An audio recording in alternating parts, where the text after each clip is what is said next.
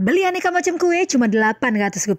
Pengen tahu ini di mana? Pai sini, melo Cerot. Cerot sama Kak Ci, subuh-subuh sudah metu. Nak jalan-jalan ke pasar kue terbesar dan termurah yang ada di Palembang. Pasar ini cuma ada subuh-subuh Kalau kamu lah kepagian, lah banyak yang tutup dan banyak kehabisan. Kamu jengoklah dewek, parkirannya berteret dan pasarnya rame nian. Beraneka macam kue ada di sini. Kamu tinggal pilih nak yang mana. Nak lakso, bugo, nasi gemuk, sampai pempek ada di sini. Di sini kan tempat makannya jadi untuk makan mending kamu bungkus bela bawa balik cari tempat lain. Untuk harga kue di sini hampir rata-rata Rp800.